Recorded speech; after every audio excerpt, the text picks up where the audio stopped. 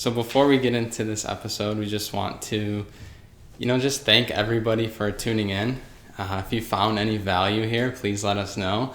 Our goal with doing this podcast is to really share a lot of things that, people are talking about, but we want to take it to the next level so that you can take your life to the next level. And so that's exactly what we're going to do in this episode, talking about the morning routine because there's a lot of buzz around it. And so our goal with sharing this is so that you can really create a productive morning routine and have a more fulfilled, more productive day. So with all that being said, Herman, let's get into the morning routine. So you hear a lot of buzz around it, but what are some of the key principles to having the most successful morning routine? Consistency. If you don't have that, you'll never have a morning routine, period. And that's why most people always fail, because they don't have any consistency in their life. So when they hear morning routine, they do it for one day. Next 29 days, they don't do anything. Just like most of the things in their life, they start one little thing, they never finish it. And so if we're going to talk about morning routine, we have to get consistent with every single thing we do, how we speak, how we walk, how we talk, to make sure like every single time we do something, it's because it's who we are and it's what we stand for. See, for a lot of people I've talked to, they say they have a morning routine. And then when you go and see how they do things, they do whatever they want, whenever they want. And they call that their morning routine. Now, would you say that's consistent? Or they're consistent with inconsistency? Because to me, morning routine is if you say you're going to wake up 5 a.m., you're going to get your workout in before 6, you're going to make sure you have everything ready so that you're at the office for 7 or whatever it may be, then that's what your routine is. But for a lot of people, they're in like a 9 to 5. They are not happy where they are. They are only focused on being a consumer, not a producer. They're only focused on living for the weekend and not for their life. And so when you look at a lot of people, they rush their life away. They're like, oh, it's Monday. Well, how many days till Friday? Oh, it's Tuesday. How many days till Friday? Wednesday, hump day, the hardest day. How many days, So it's like so many people, they only live for weekends and they stop living in the moment and they lose so much time. So it's like when it's Christmas and it's like, okay, so when's the next holiday? When's the next holiday? Mark it off on the calendar. When's the next holiday? But they're not going to the very beginning stage of every single day when you wake up. That's a new day, a new chance to start over. It's like clean the whiteboard. Okay, let's do something again. But people, when they wake up now, they're bringing the baggage from the day before, the argument from the week before, the upset from the month before, right? They're bringing every single thing, all this baggage. So when it's time to do a routine, even if they try to do it, they have all that baggage. So then they're not effective or efficient with that routine. So let's say you work out, but you have this going somewhere else. Then this is somewhere else because, you're chasing someone or something. Then when you try to do a routine, it's like you're in so many different places that consistency will never exist in your life. And for me, until you have consistency, you will not be able to have a proper routine of any kind. That's just my opinion. So consistency is the first key. Of course. And in order to have that, you must have discipline. I feel like some people are consistent, but perhaps in the wrong thing. In inconsistencies. Because I feel like so many people, the first thing they do is they check their phone in the beginning of the day. And that's not wrong, but when it leads to you laying in bed and just scrolling and, wasting all this time and energy, then I feel like you can be consistent in the wrong thing. Like you could be consistent in doing all the wrong things. Correct. So how important is it to really be aware and identify what may not be serving you to what can serve you instead? So let's be honest on this podcast. A lot of people who are doing what you said, scrolling and doing whatnot, what purpose do they have in their life? Are they owners of companies or are they working for someone? Most likely working for someone, trying to nip every single second to lie, cheat, steal, to try to get that every single second for themselves, right? And then those are the type of people, they'll show up maybe 5 minutes late, maybe 6 minutes late every single time so that they could so-called squeeze every single ounce for themselves. They're the ones that, take their time, reverse the car into the spot, see if they have time to waste, take the long way to the desk, say hi to everyone, socialize, right? Mm-hmm. What purpose do you have? So your routine is almost where it's sabotaging so that no growth will ever happen because you're so selfish. Mm-hmm. Whereas the person who has the understanding and the discipline says, you know what? I have to do what I have to do now because I have to put in the time and the work so that when it's my time now to shine, or it's my time to get that promotion, or my time to upgrade, I've put in the work, I have the experience, so that when that opportunity shows up, it meets my preparation, and then people call that luck. And so when we talk about routine, we have to understand every single aspect of your life needs to have some form of structure. And then you have a little space where you leave it up for, I would say, dreaming, Mm-hmm. because that's healthy too. But sometimes people go wrong, and this is where they go wrong. So there's 3 types of people or mindsets that people have. The first one is the dreamer. Second one's the hard worker. And the third one is the realist. Now the problem is, the realists are those who are left-brained. They tell you, oh, my child has to be a lawyer, doctor, engineer, has to do this, has to do that, Mm-hmm. get perfect grades, be perfect, right? So that's the realist. Mm-hmm. So then what happens to the dream? There is no space for it. So there's only hard work and realism. So where's the happiness if all the happiness requires all 3? No 2 out of happiness. 3 is not good enough, right? Right. So then let's say you are a dreamer, but then a lot of dreamers don't know how to work or hard work because they don't know how to put it into action. And then as soon as someone real comes along, they think they're trying to crush their dreams. So they only have 1 of the 3. So then where's the routine going to start? When their head's always in the clouds. Yeah. Then we have the hard worker now. Someone who is the perfect soldier, 9 to 5, shows up every single time. Never late, does everything they're told. They don't necessarily have a lot of realistic ideals. They are just there to work hard. That's all they're focused on. And then they never have any dream. So again, 1 out of 3. Where is the routine going to really help grow all of those 3 things? Because remember, when you have a routine, it's to grow something. Mm-hmm. It has to have an end goal. It has to have a destination. If you were a pilot and you had a dream that you wanted to be in the clouds, okay, so check.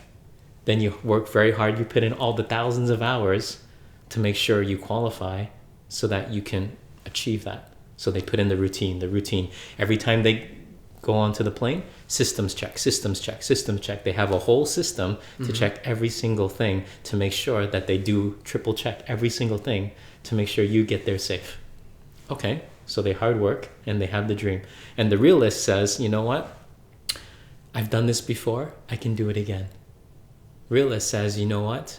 Yes, when you go on the plane, you don't necessarily be introduced to the pilot, but yet you trust someone you've never met. You don't know their first name, but yet you trust them. But the realist will try to find an argument in every single thing. So even though they fly the plane, they trust that person. Even though they hear someone's dreams, even though they understand hard work, sometimes the realist tends to rob others of their dreams. And so when we talk about routine, we have to make sure we're growing and growing and growing with the end destination so that we can be like that pilot. We can dream, we can work hard, and then, yeah, we'll get you to that destination. But then there's also the flip side, like we were talking about. You can be negatively real. Mm-hmm. You can be hardworking negatively towards someone else or something else. And the dreamer could be where it's negative, where they're only thinking of everything selfish and nothing selfless. And so it's like 2 sides to the coin. But then we have to understand that once we understand there's 2 sides of the coin, which side do you want to be on, or which side are you always on? Because most people, anything that happens within the second, flip the coin. Oh, yeah, I'll be positive for this one. Mm-hmm. Oh, I'll be negative real for this one, right? And it's like they're always flipping that coin, and you don't know what you're going to get. And then anxiety steps in, then depression sets in, then all these negative health issues step in, all because they didn't understand what the target was, so they had no formula. Does that make sense? Yeah, that makes sense. I think something that clicked for me when you were talking is you talk about flipping the coin. And I feel like that type of person is very reactive. Yep. Where it's like whatever happens to them during the day, they're just always in reaction mode. Mm-hmm. Whereas a morning routine for me personally has helped me be more responsive so that things might happen outside, but that doesn't necessarily mean I have to react internally, or that doesn't mean I have to keep flipping this coin and flipping the switch back and forth. So is that one of the byproducts of a morning routine, is being able to be more internally stable? That, and it's like, for me, when I wake up in the morning, of course you take care of your hygiene, but then I go eat something light, then I go into meditation, then I go straight into working out. That's my routine. Because then it's like, okay, so I took care of my hygiene, took care of the health. Now it's to make sure that I'm calm again, so that when I go work out, I match every breath with every action. So that everything I think and say, I do. Do you understand? Mm-hmm. When people do their routine, first thing, I need coffee. Get me my caffeine before I can work, right? I need the Venti Grande, right? Right? I need the triple, right? So it's like they put the routine in all the things that are not necessarily going to allow them to produce better. Mm-hmm. And if we know that health is fleeting, and we know that a lot of the things that we have in life is borrowed, and we never really own anything, then we have to say, well, if we're working on borrowed time, are we maximizing every moment, or are we wasting it? Are we flipping the coin every moment, or are we going to say take the coin away to make sure we know we can produce with what we can control? But if we're only focused on the things we can't control, you'll never have a routine. You'll never have any discipline because there is no routine. And then those emotions that we talked about, the anxiety, the depression, mm-hmm. and all these other diseases, that's when mentally and physically you're no longer connected. And it's when you're no longer connected, that's when all those other diseases separate you from your health, separate you from things that you want to do better, separate you from when you say you set a goal, why you can't do it. Mm-hmm. Because there's no trust. No trust. And you have to learn to build that trust within yourself, or no one else will trust you. For me, I never was taught to have a morning routine. Yeah. Until I started working with you. So you talked a little bit about your morning routine. So what is something that everybody can help implement? Is it different for everybody, their morning routine? Or are those principles of eating something healthy, meditation, working out, exercising, mm-hmm. should those be incorporated into everybody's morning routine? I would say yes. Because you can't just do something mentally or just read. Then this gets really elevated and then this suffers. Then you can't just do this because then this will get elevated, then this suffers. Mm-hmm. It's like, you know, when you see a big strong guy, and let's say for instance he was a wrestler, 7 feet, 300 something pounds, and he's really big. Mm-hmm. But when he's in school, this suffers. Mm-hmm. Because all the energy went into this. But then when, let's say you met someone who's like the complete left brain person, they want to be an architect, an engineer or something, they build all of this up, but then not enough for this. Mm-hmm. And so we have to make sure, like when we do the routine, that we're building both, so we have that balance. And then when we build that, both of them, then both can learn to trust each other. That's why exercise is so important, because it's like the application, right? A lot of us, we watch movies, we know of movies, and the director will always say action. But it's like lights, camera, then action. But everyone wants the lights, hide behind the camera, and never do any action. They want to watch other people do action. Mm-hmm. And it's like, we want a routine for ourselves that work, but we got to do it ourselves. We can't expect someone else to do it. I can't ask you to work out for me so I can get bigger arms. Mm-hmm. You can't ask me to work out for you, maybe get better stomach. Mm-hmm. You got to do it yourself. Right. And so for a lot of people, when they think of routine, they fail because they don't want the accountability. They don't have any. And so if you don't have that, You're not building the foundation to work up and work up. Right. So we talked about the morning routine. How about in the evening? Mm-hmm. So here's a perfect example. Let's say the average person goes to work in the day, say Wednesday, they come home, they're tired. They look at the time, they think time is their most valuable asset. Oh, what can I get quick? Frozen pizza. So they put frozen pizza in. What can I do quick? Frozen this. What can I get quick? Instant that. And then it's like, okay, so you save a little bit of the time, but then this suffers. And then when this continues to suffer, you do that for say 5-10 years, then you realize, oh, then I need to do something different, because you all of a sudden you got bad news. All of a sudden something's not working. Mm-hmm. All of a sudden something's in pain. And when we talk about routine in the evening, you have to understand, just like when the sun sets, the sunset is the most beautiful. Everybody loves the sunset. But how many people really understand the sunrise? So you have to understand, when you rise in the morning, what are your weaknesses as you rise, as your sun is rising? And then you have to figure out, what did you do every single moment of the day to prepare for that sunset?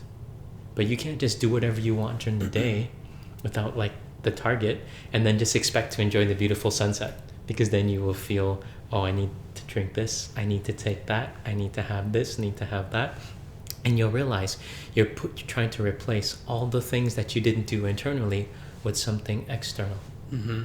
And that's when you know that it'll be very difficult to create that routine in the evening, because you didn't prepare for it from the very beginning at the sunrise.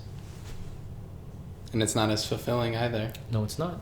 I know that what you shared with me one time is that so many people are looking for a shortcut, mm-hmm. but the actual shortcut is to do the right thing. Of course.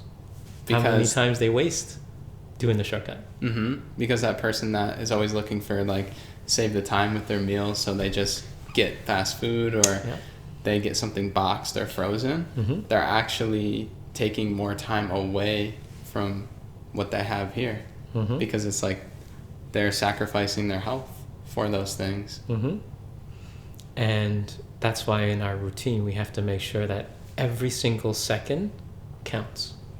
So if you have a routine for the morning at home, then you need a routine for work. Then at work you need so-called mini routines of like, okay, when do I know lunch is? Then I plan around that, mm-hmm. so that you take care of your health all the time. But so many people who are in business, they only focus on this. So then they'll say, you know what, I was too busy? No lunch today. You know, I was too busy? No breakfast today. You know, I was too busy? No dinner today. And it's like they always look for a shortcut, and then they don't so-called plan ahead, so then they could put the right steps in place for the routine to be concrete, so that they always have a lunch, so that they always know that if they get hungry, they have a snack, mm-hmm. or that they know that they will always have, if they know that something triggers them, then they have a system in place so that they don't deviate from the day. Otherwise, they won't have a beautiful sunset. Mm-hmm. So I feel like I'm a little guilty of this, because I was just talking about this a few days ago, where I feel like I'm not the greatest at necessarily like segmenting my time. Yeah. I've gotten a lot better with having a routine, with having a morning routine, mm-hmm. but in terms of having like being more productive with the time that I have throughout the day, I find that it's harder for me to like segment and say like, okay, for this hour I'm gonna work on this only, mm-hmm. because then sometimes I get like distracted. So I guess what are tips for people like me that maybe they have a morning routine in place, and maybe they're just trying to get better throughout the day to be more efficient and to make every second count? Well, again, think of it like a pilot. What if the pilot was trying to count every single cloud, every single blade of grass, every single car, every single person, so that they could say, you know what? When they land, then they say, oh, look how many of these I counted. Look at how many of these I counted. Oh, last year today on this day, we had X amount, so we actually have more clouds today. All of these things are the distractions. You can't have those distractions. And so when we're developing a routine, we have to starve those distractions every time. Like you said, you took too much in, you didn't segment the time, so there was no time to be had. So if we're going to be strong and say, take a stand, and actually make sure we actually have a routine, like we said, be the pilot. Focus on the destination. You know what the destination is? Well, in order to get there, we have to have a systems check to make sure that you get safe. Because what if you didn't systems check and you get up here and say you're 30,000 feet up? Well, that's a long way down. Mm-hmm. That's on you. Mm-hmm. Well, you have to have the same responsibility for your life. When you get up here and you say you're ready to have that routine, you get all built up, you put the systems in place, and you're up here. You have to make sure now that you don't just go on autopilot and fall asleep. You have to make sure you know every single system is operating at its best. You got to be like a machine. You got to make sure like every single time you do something, think something, feel something, it goes checked. Right? It's like when you go to the airport, how many security checks do you have? Quite a few. Mm-hmm. Right? Station. Yep. Well, how come when we have a thought or an emotion, we don't have a station? So then if we don't check it the same way, then what happens? Then all of a sudden we have a foreign invader somewhere inside. And if we're going to have a routine, we got to get rid of those foreign invaders, thoughts, emotions, whatever, so that once we do that and we put that system in place, then when we say we want to do something, and if that's a routine, we can do it. Exactly. Well, I feel like your example of the three people, the dreamer, the realist, the hard worker, Yeah. I can see how it applies to the routine now, because having that end destination in mind, I think is so important. Because for me, like, I'm definitely a hard worker. I can definitely be a realist. But when I tend to not be a dreamer, that's when I feel like, you know, just not as fulfilled, not as happy. Well, you said your favorite NBA player is Russell Westbrook. Yeah. His slogan is why not? Mm-hmm. That's the dreamer. So he's able to do something, average a triple-double, 2 straight seasons when no one has even done one other than Oscar Robertson. And here he's doing it again, because he said, why not? So that's the dreamer. Then he's one of the hardest workers, most aggressive, fastest guy on the court. Absolutely. And the realist says when he doesn't have the best team in the world, he's willing to still fight with them and do whatever it takes to win a game. Mm-hmm. Do you understand? And so he succeeds. Absolutely. Well, I think there's a lot that we can learn, Of course. and apply from this. So upon like closing this episode up about routines, do you have any closing thoughts or things to share? A lot of people need some help with this area because they don't trust themselves. They don't have necessary discipline. They don't have the necessary traits to hold themselves accountable. And if they have trouble with that, that's what we're here for. Let us know. We'll help you with your routine. We'll help you create that. We'll help you ensure that you hold yourself accountable, and then you can learn to trust yourself, because we actually have systems in place to help guide you through every single thing, so you're not second guessing every single part of your life. Because it's when you're wasting all that time second guessing and not focusing on the task at hand, how much do you get done? Not much. Exactly. Great point. So please do reach out if you need help with this. We're here to help you. You can email us, support@thehermansuegroup.com. We'll put it in the show notes. And one last thing is, if this episode brought you any value, please let us know. Leave a comment or leave a rating.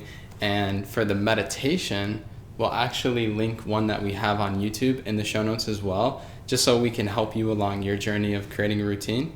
And we appreciate you and look forward to seeing you on the next episode. Thank you.